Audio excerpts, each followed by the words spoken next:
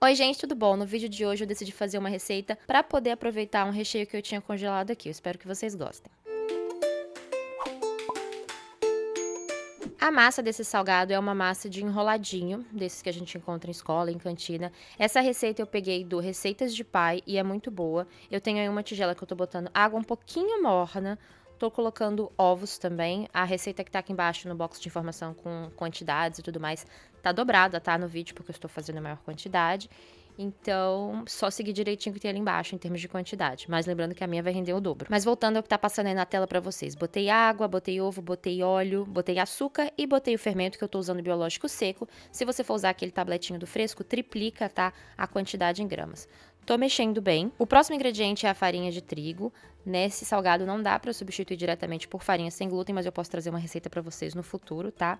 E eu botei 1 quilo direto, porque eu tô dobrando a receita. A receita original é só com meio quilo. Eu coloco a quantidade já de farinha e tem um pouquinho de água separada, caso eu precise acertar a textura, o que não é o caso. Já fiz essa receita umas 4 vezes e sempre combinou muito bem a minha farinha, né, de trigo, para a quantidade de água que ele pede na receita. Você pode fazer essa receita na mão, mas vocês sabem que por praticidade eu vou fazer na batedeira. Demora aí uns 3 minutinhos para sovar a massa. Se você estivesse fazendo na mão, depois de misturar e a massa virar uma coisa só, seria legal sovar por uns 8, 10 minutinhos até ficar o mais lisinho possível. E porque eu bati na batedeira com a espátula e eu só tava conferindo se tinha ficado farinha no fundo, mas tinha dado super certo. Enquanto eu tava fazendo isso, deixei um pouco de água ferver para poder botar numa assadeira no fundo do forno desligado e lá dentro botar essa minha massa para descansar. Isso tudo porque aqui tá frio, tá? Eu só vou cobrir e botar lá no forno desligado mesmo, deixar uns 40 minutinhos, mas se onde você mora tiver quente, nem se preocupa com isso. Agora pra parte do recheio. Eu queria aproveitar um frango que eu tinha desfiado congelado e já descongelei, mas também tô aproveitando alguns outros ingredientes que tinham sobrado de outras receitas e estavam na geladeira.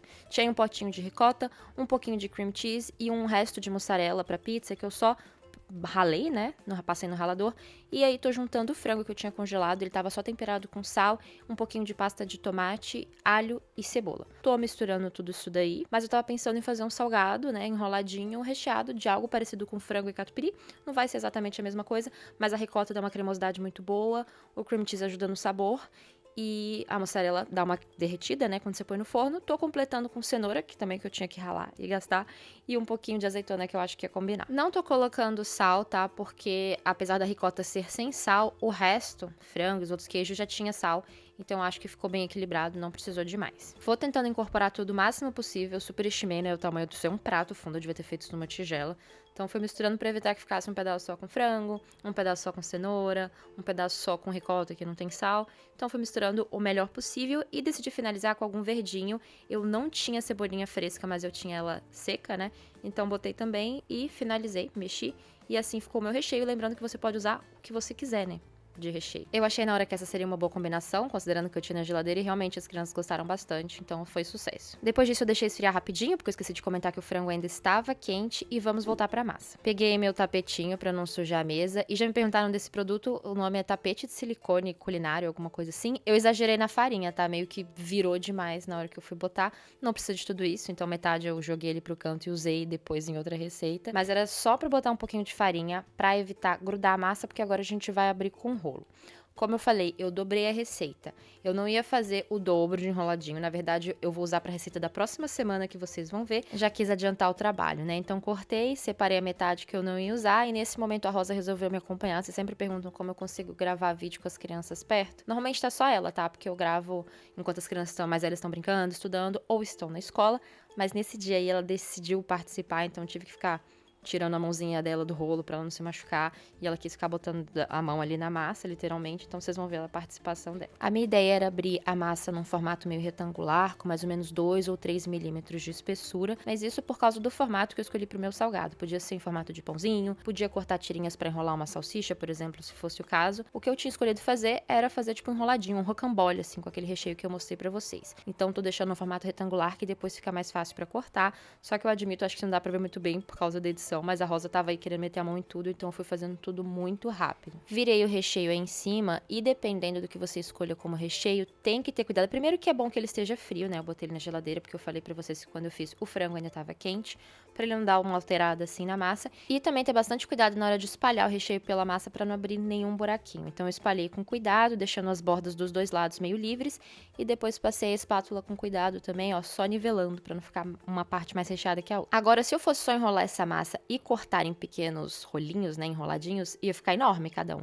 Então tô espalhando assim o recheio, meio que abrindo uma passarela ali no meio, porque eu vou cortar e cada uma dessas partes que sobraram, dessas duas partes, vão virar um rolinho diferente, né? Um rolo diferente que depois eu vou cortar. Então, com a ajuda dessa espátula que eu uso pra tudo, eu tô puxando pro meio pra poder enrolar o mais apertado possível. Mas essa foi a pior parte de fazer, porque a Rosa realmente estava querendo meter a mão. Então, meio que ele ficou realmente maior nos lugares e menores em outro. Mas tá tudo bem, eu já falei, eu tenho criança de vários tamanhos, então os menores ficaram pras crianças menores e os maiores pras maiores. Vocês viram ali no canto que meio que vazou recheio pra uma borda que deveria ficar livre pra eu poder justamente fechar, mas isso a gente corrige com a espátula rapidinho. Fechei e fiz o outro da mesma maneira, tentando tomar o máximo de cuidado possível que eu pude ter com a Rosa no momento, né? Pra poder enrolar direito e não ficar uma coisa meio solta. Eu não vou precisar deixar esses rolinhos descansarem, depois eu vou assar direto. Só que pra cortar, eu tentei fazer de uma maneira diferente pra ele não ficar amassado. Eu peguei mais ou menos 30 centímetros de fio dental limpo e fui meio que, acho que é um movimento ali meio que de enforcar cada pedacinho que eu achava que seria uma altura boa para um rolinho, então eu tô cortando assim porque é mais fácil de deixar redondo. Se eu tivesse feito direito, sem pressa, ele teria ficado redondinho, tá? Não ficou muito porque eu não enrolei direito, ele ficou mais apertado nos lugares, mais solto em outros, mas o resultado final ficou muito bom. Lembrando que o que vocês estão vendo aí vai crescer naturalmente no forno na hora de assar, então vão ficar rolinhos maiores. Então, cortei os dois rolos assim e guardei aquela massa, reservei, né? Na verdade, eu congelei ela guardada a vácuo, tá? Pra poder usar na semana seguinte. O meu forno já estava pré-aquecendo a 180 graus e eu botei todos os rolinhos juntos pra assar, tá? Porque se eles crescessem e encostassem um no outro, eu não tava ligando muito. Depois botei pra esfriar, eu não ia usar nesse dia, queria mostrar como estava por dentro, mas estava muito quente, eu não sei porque eu sempre cometo esse erro, eu não consigo nem mostrar direito, ainda queimo minha mão, mas ficou uma delícia. Depois que esfriou, eu guardei ele no Tupperware na geladeira. Aí no dia de fazer a lancheira, como vocês estão vendo aí, eu dei uma requentada, porque a minha airfryer tem função de esquentar, né? Só de aquecer. Por 3 minutinhos na airfryer a 170 graus e ficou ótimo. Lembrando que no total ele assou por 20 minutinhos. De fruta eu tô mandando manga e morango. Tô colocando 2 rolinhos porque esse lanche é pra uma criança de 4 anos, ele não vai comer mais que isso. E de suco, tô mandando suco de laranja que eu bati com água aí no dia. Ficou mais ou menos, mas assim, as crianças gostam bastante e é esse o suco que vai no dia. Lembrando que não é todo dia que eu mando suco, tá? Às vezes eu mando chá, iogurte, às vezes não mando nada, eles tomam água, depende muito do lanche. Agora eu vou fechar tudo isso, botar uma barrinha de gelo e a lancheira e vamos ver como é que ela voltou. Sempre que eu vou gravar esses vídeos eu tenho uma dificuldade enorme de lembrar que eu tenho que mostrar a volta da lancheira, então assim, já é uma coisa que eu gravo com o celular, abrindo com uma mão só, então tem uma certa dificuldade, tenham paciência. De lanche, voltou tudo. O que não voltou foi a tampa do suco, né, na garrafinha, que ele nem tomou o suco inteiro. Então, assim, derramou. Eu imagino que ele tenha tomado uns 90%, mas aí vocês estão vendo que tem suco no fundo da lancheira. A parte boa é mostrar pra vocês que esse pote não vaza, porque nada molhou, só o interior. A gente tira essa borrachinha, lava e fica tudo bem.